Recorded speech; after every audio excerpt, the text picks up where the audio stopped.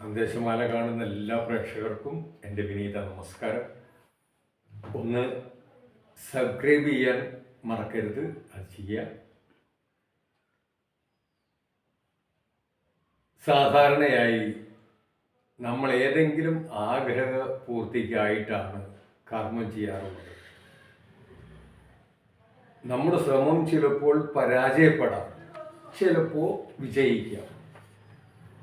പരാജയപ്പെട്ടാൽ നമുക്ക് ദുഃഖമായി,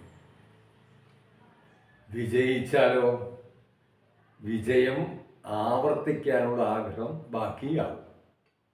രണ്ടായാലും നമുക്ക് സമാധാനമില്ല. എന്നാൽ ഈശ്വരനിൽ അർപ്പിച്ചുകൊണ്ട് അവിടുത്തെ കയ്യിലെ ഒരു ഉപകരണം എന്ന നിലയിൽ കർമ്മം ചെയ്യുമ്പോൾ വിജയിച്ചാലും പരാജയപ്പെട്ടാലും അത് അവിടുത്തെ പ്രസാദമായി സ്വീകരിക്കാൻ കഴിയും. അതിനാൽ ജീവിതത്തിലെ ഒരു പ്രതിസന്ധിക്കും നമ്മെ തളർത്താനാവുന്നില്ല. ക്രമേണ അഹന്തയെ പൂർണ്ണമായി ജയിച്ച് നമ്മുടെ യഥാർത്ഥ സ്വരൂപമായ ആനന്ദം അനുഭവിക്കാൻ കഴിയുകയും ചെയ്യും. ഭൗതിക വിഷയങ്ങളെ ആശ്രയിക്കുന്നതിലൂടെ ദുഃഖം മാത്രമേ നേടാൻ കഴിയൂ എന്ന് ബോധ്യമായാൽ നമുക്ക് എത്ര താല്പര്യമുള്ള വസ്തുവിനെയും ഒഴിച്ചു നിർത്താൻ സാധിക്കും.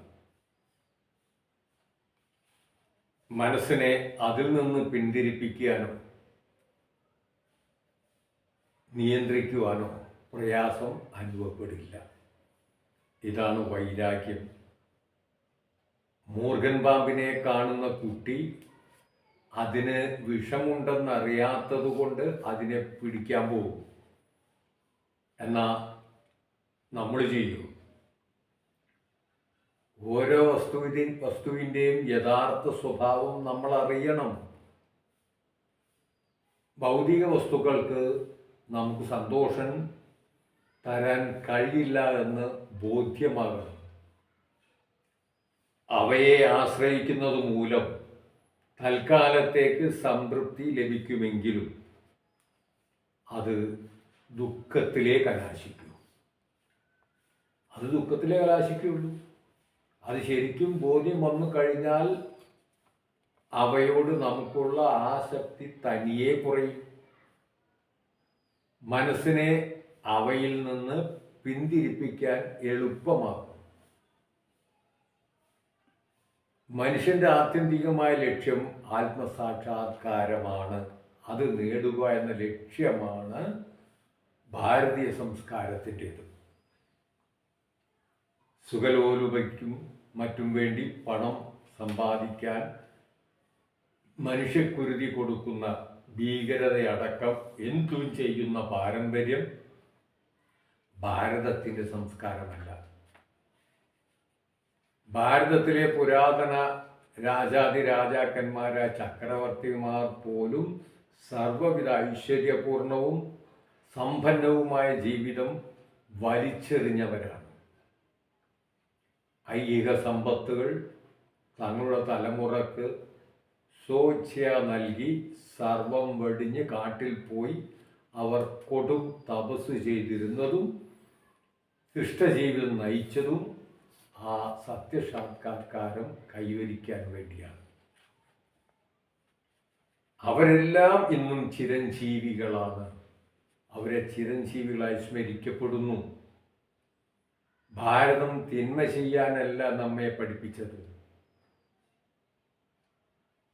എത്രമാത്രം നന്മ ചെയ്യാൻ കഴിയുമോ അത്രയും നന്മ ചെയ്യുക എന്നാണ് ഓരോ മഹാത്മാക്കളിലൂടെയും നമുക്ക് കാണിച്ചു തന്നത്.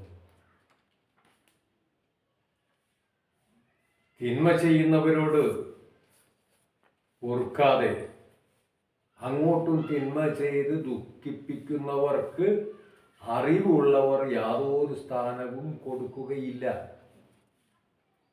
അവരെ അകറ്റി തന്നെ നിർത്തും. മറിച്ച് തിന്മകൾ പൊറുത്ത് മഹത്വം നിലനിർത്തുന്നവരെ അവർ പൊന്നുപോലെ പൊതിഞ്ഞു കാക്കും. ഉന്നിൻ്റെ വിലയുണ്ട് ക്ഷമാശീലത്തിൽ. ദ്രോഹിച്ചവരോട് പകരം വീട്ടിയാൽ ആ സുഖം അന്നത്തേക്ക് മാത്രമേ അനുഭവിക്കാൻ കഴിയുകയുള്ളൂ. എന്നാൽ തിന്മ ചെയ്തവരോട് ക്ഷമിച്ചാൽ യഥാർത്ഥ സുഖം അനുഭവിക്കാൻ കഴിയും. ആ വിശാല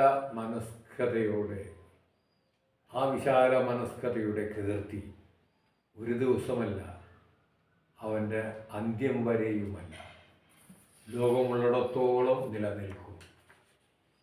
ഒരുവൻ്റെ ഐശ്വര്യത്തിന് യാതൊരു കുറവും വരാതിരിക്കണമെങ്കിൽ അവർ ക്ഷമ എന്ന സദ്ഗുണത്തെ കൈവിടാതിരിക്കണം.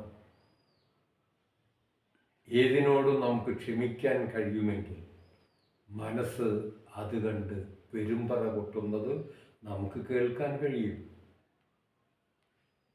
നമ്മുടെ മുഖത്തും ശരീരത്തിലും വരാൻ കാത്തിരിക്കുന്ന ജരകൾ മടിച്ചു നിൽക്കും.